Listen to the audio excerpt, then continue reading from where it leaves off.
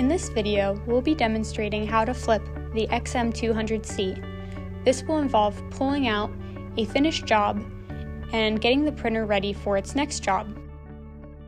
First, we're going to begin with a clean work environment. Next, we'll be putting on our PPE. We'll be using a positive pressure respirator. It works with a belt and helmet system to deliver fresh air to the wearer. Next, we'll be putting on standard latex gloves.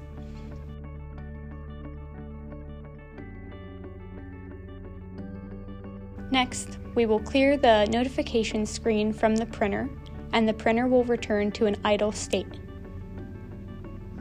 You can see how the status indicating LEDs will go from the green flashing build complete state to the idle blue state.